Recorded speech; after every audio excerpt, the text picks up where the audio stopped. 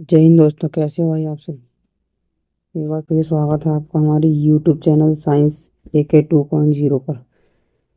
देखिए भाई, आज मैं आपको लेके आया हूँ ALP के लिए यूट्यूब पर शानदार DC जनरेटर के बारे में। ठीक है ना। तो DC जनरेटर क्या होता है, मैं आपको शॉर्ट नोट बना के दूंगा DC जनरेटर के बारे में। तो DC जनरेटर जो है भाई साहब, ये 3 प्रकार का होता है, आप लोगों को पता है। एक होता है DC शंट जनरेटर, एक होता है सीरीज और एक होता है कंपाउंड। तो आज हम देखने वाले हैं DC शंट जनरेटर क्या है करके, what is this DC generator. देखिए क्या होता है DC जनरेटर, ठीक है ना। DC शंट जनरेटर तो आप देखोगे दोस्त, इसकी परिभाषा समझिए पहले क्या है ये। यह एक ऐसा डायरेक्ट करंट DC जनरेटर है जिसकी फील्ड वाइंडिंग जो होती है इम्पोर्टेंट है। फील्ड वाइंडिंग को आर्मेचर वाइंडिंग के साथ समांतर क्रम में जोड़ा जाता है।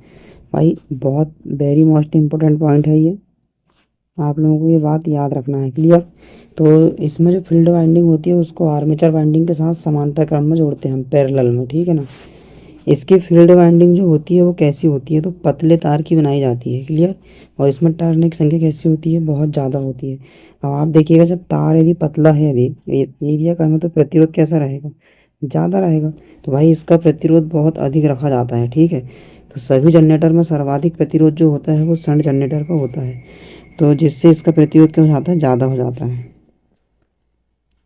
बात करते हैं अगली, इसकी विशेषता क्या है भाई। देखिए इसकी विशेषता ये होती है कि यह चालू होने के बाद इसमें लोड बदलने पर भी स्थिर वोल्टेज प्रदान करता है, कांस्टेंट वोल्टेज। तो इसकी विशेषता होती है, ये शंट जनरेटर जो होता है ना, इसको पहले चालू किया जाता है, पहले तैयार किया जाता है, उसके बाद इसमें लोड जोड़ते हैं। तो लोड जोड़ने पर भी इसकी जो टर्मिनल वोल्टेज है वो लगभग कैसी रहती है, स्थिर बनी होती है। तो मतलब चालू होने के बाद लोड बदलने पर भी स्थिर वोल्टेज प्रदान करता है। ठीक है। अब लोड जब बढ़ेगा तो इसके टर्मिनल वोल्टेज पर क्या प्रभाव पड़ेगा, तो लोड बढ़ने के साथ इसमें क्या है, कुछ हानियाँ होती है ना। तो वो हानि के कारण क्या होता है, इसमें इसकी टर्मिनल वोल्टेज क्या जाती है, थोड़ी घट जाती है भाई। ठीक है। नहीं देखिएगा, लोड बढ़ने पर टर्मिनल पर प्रभाव, तो क्या प्रभाव पड़ने वाला टर्मिनल, तो लोड बढ़ने पर टर्मिनल वोल्टेज थोड़ी घट जाती है। इसके प्रमुख रूप से 2 कारण हैं। पहला है आर्मेचर रेजिस्टेंस ड्रॉप। ठीक है ना। तो आर्मेचर रेजिस्टेंस ड्रॉप मतलब कि IR लॉस होगा। लोड बढ़ने पर आर्मेचर करंट बढ़ती है, जिससे आर्मेचर वाइंडिंग का आंतरिक प्रतिरोध के कारण वोल्टेज का नुकसान बढ़ जाता है। दूसरी बात करते हैं हम, आर्मेचर रिएक्शन। दूसरा प्रमुख कारण क्या है इसका, आर्मेचर रिएक्शन। आर्मेचर करंट बढ़ने से आर्मेचर फ्लक्स मुख्य चुंबकीय क्षेत्र को कमज़ोर कर देता है, जिससे उत्पन्न वोल्टेज घट जाता है। तो वोल्टेज घट के कितना हो जाता है भाई साहब, टर्मिनल वोल्टेज का समीकरण अगर आप देखोगे तो टर्मिनल वोल्टेज आपको देखने के लिए मिलेगा यहाँ पे कितना, टर्मिनल वोल्टेज का V बराबर EG और ये IAR है। ठीक है ना। तो जहाँ ये बात आपको याद रखनी है दोस्त। इसके बाद अगर देखा जाए तो DC जनरेटर के मुख्य उपयोग ALP के हिसाब से बहुत इंपॉर्टेंट होने वाले हैं ये उपयोग। सबसे पहला उपयोग इसका बैटरी चार्जिंग में किया जाता है।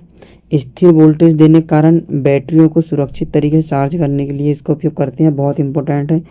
2023 में ये क्वेश्चन पूछा जा चुका है। अगला क्वेश्चन, इलेक्ट्रोप्लेटिंग में मतलब धातुओं पर परत चढ़ाने वाली औद्योगिक प्रक्रियाओं में निरंतर और एक समान DC सप्लाई के लिए। ठीक है भाई।